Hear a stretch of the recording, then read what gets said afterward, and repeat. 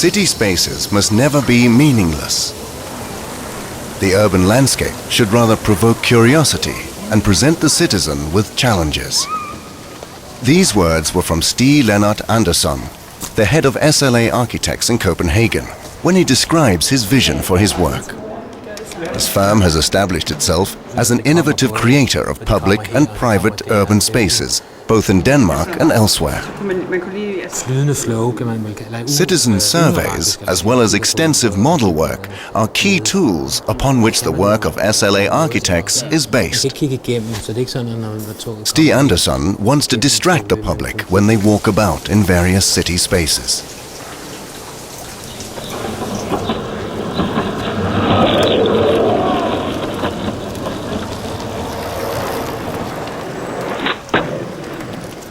Due to increasing urbanization and alienation from nature, it is necessary to bring the landscape back into the city.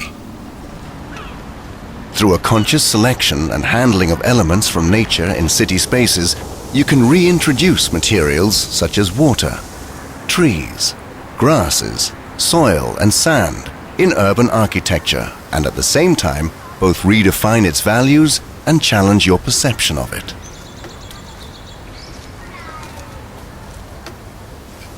In this neighborhood, the idea was to take the nature right into the city.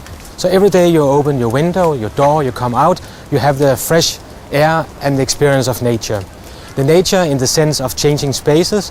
So as you can see here, the color is changing all the time during the year, and you have different experience of the growth of the plants. Sometimes they are small and tight, and sometimes they are higher and open. And when you're upside the apartment from the top here, you can very easily see the different changings of patterns that all the grasses are composed by.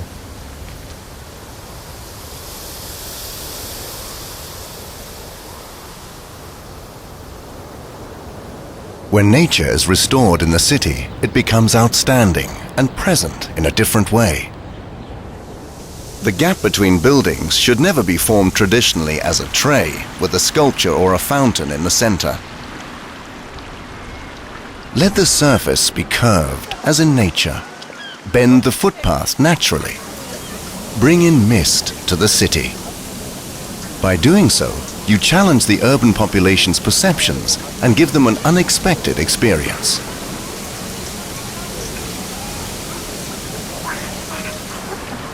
Water is like language, constantly changing. Water has no color, no smell, but it is shaped and colored by the surroundings or the climate. It transforms constantly. For a moment it is hard and shiny ice. Thereafter it's soft and flexible, flowing noisily and reflective. And subsequently it becomes impalpable, airy, vaporous, becoming as fluffy as clouds in the sky.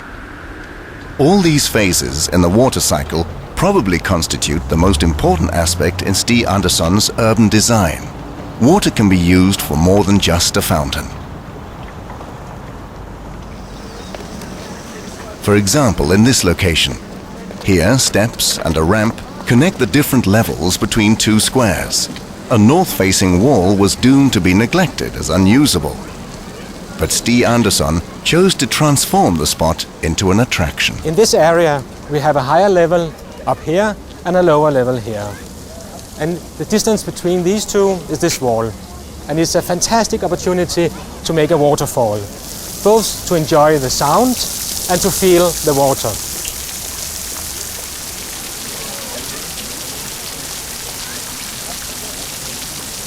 Also, by shaping the city floor with small depressions, you create a possibility for the rain to become an attraction rather than an irritation. The depressions keep the rainwater in artificial water puddles and thereby involves the possibilities and qualities of water. The water can reflect surrounding buildings, plants, people, and the sky above, until the wind wipes the images away again. By accentuating the water in its various states, we become conscious of the cycle of change and hopefully rediscover qualities of nature. The conscious making or sculpturing of water in city spaces can challenge us to stop for a moment, to sense, to see and to feel the water in a new way. The unexpected appearance of water can connect us to our senses and memory. Coincidence creates unexpected occurrences like here, where a wet bicycle tire paints tracks on the concrete and forms unforeseen patterns that shortly after dry out and disappear. And only if we are precisely on that spot on your stroll through the city will you experience it. Spaces where nothing like this can happen are boring and trivial.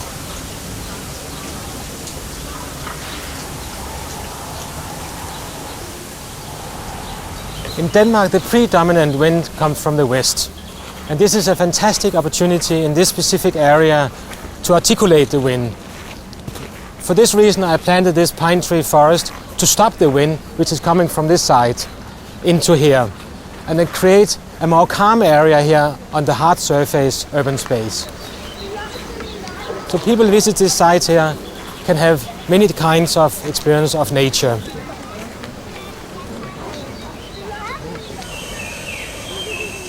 Urban spaces are 24-hour rooms, not only limited to daytime use.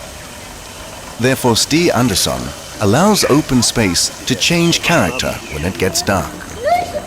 By the use of light, sounds, and changing attractions, this can be experienced at Solbjerg Square in Frederiksberg.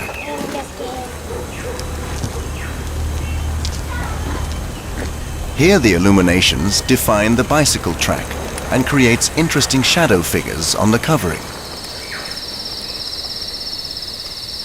When crossing the square on an evening stroll, unexpected sounds like a howling snowy owl or running trains meet the ear.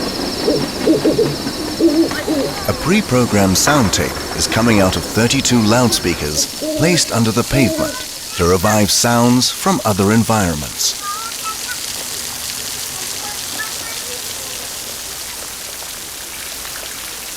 All these elements are from nature.